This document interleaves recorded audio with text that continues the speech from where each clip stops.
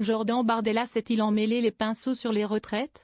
Lors du débat télévisé sur TF1 ce mardi soir en vue des législatives, le président du Rassemblement national a semblé en difficulté au moment d'expliquer le projet de réforme de son parti, évoquant un départ à la retraite à 66 ans pour certains travailleurs. Un nouveau changement de pied du parti de Marine Le Pen sur ce sujet hautement inflammable? Jordan Bardella confus. Interrogé sur l'âge de départ d'une personne ayant commencé à travailler à 24 ans. Le candidat à Matignon évoque, lors du débat, 42 annuités de cotisation, c'est-à-dire 66 ans. Le journaliste de TF1 Gilles Boulot relance le candidat à Matignon, 66 ans, donc plus tard que la réforme actuelle d'Emmanuel Macron, s'étonne-t-il.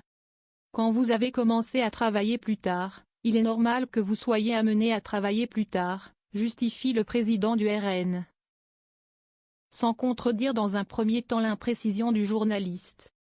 Car avec la réforme actuelle, qui demande 43 annuités pour obtenir une retraite sans décote, une personne ayant commencé à travailler à 24 ans doit attendre 67 ans, et non 66, pour obtenir une pension complète.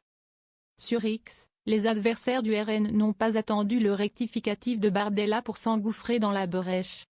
La retraite à 60 ans sur TikTok et à 66 ans IRL, dans la vie réelle, a raillé Yaël Braun-Pivet, l'ancienne présidente macroniste de l'Assemblée nationale.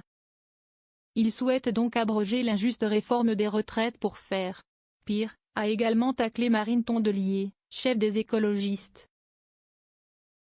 Que propose le RN? Le Rassemblement national a énormément varié ces dernières années sur le sujet des retraites. Mais mardi, Jordan Bardella n'a fait que rappeler, difficilement, la mesure défendue par le parti depuis la présidentielle de 2022. Le RN souhaite d'abord permettre à ceux qui ont commencé à travailler avant 20 ans pendant 40 annuités de prendre leur retraite à 60 ans. Comme l'indique le programme présidentiel. Pas étonnant que les responsables RN préfèrent généralement insister sur cette catégorie des carrières longues quand ils s'expriment sur les retraites. Mais pour ceux qui entrent plus tardivement sur le marché du travail, le parti défend depuis 2022 un âge légal à 62 ans, contre les 64 ans actuels, et la nécessité de cotiser au maximum 42 années pour obtenir une retraite à taux plein. Cet objectif n'a donc pas changé même si Jordan Bardella a lui-même brouillé le message en restant évasif sur cet objectif. Comme lors de son passage devant le MEDEF jeudi dernier. Avant de donner un calendrier, je veux d'abord avoir connaissance des marges budgétaires qui seront en ma possession, a-t-il indiqué. La gauche ne tranche pas sur les annuités. Mais Jordan Bardella n'est pas le seul à avoir évoqué le sujet des retraites mardi.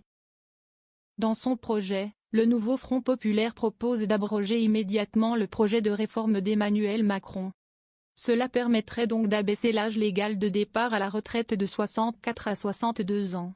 En maintenant bien dans un premier temps les 43 annuités de la précédente réforme Touraine. Le programme de la gauche unie réaffirme aussi l'objectif commun du droit à la retraite à 60 ans. Lors du débat, Emmanuel Bompard a confirmé que d'ici 2027, un texte de loi serait déposé pour instaurer un âge légal de 60 ans. Mais là encore, le diable se cache dans le détail des annuités. Le nombre de trimestres nécessaires pour avoir une pension pleine n'apparaît pas dans le programme, car il divise les partenaires. Nous, insoumis, pensons qu'il faut revenir à 40 annuités, d'autres formations du Front populaire veulent plutôt garder 43 annuités. On sait qu'il y a des débats dans les syndicats, donc on va se donner le temps de faire une grande réforme. A reconnu sur BFM TV le député sortant insoumis Éric Coquerel. Avec un tel projet, une personne entrant sur le marché du travail à 24 ans pourrait donc partir à 64 ans ou 67 ans à taux plein selon le nombre d'annuités finalement choisies. De son côté lors du débat, Gabriel Attal a sans surprise indiqué qu'il maintiendrait la réforme des retraites d'Emmanuel Macron et critiqué le projet de ses adversaires. Tout ça n'est pas crédible. Je dis aux Français. Ne prenez pas le risque d'avoir un système des retraites foutu en l'air par des réformes qui le mettraient en très grande difficulté financière.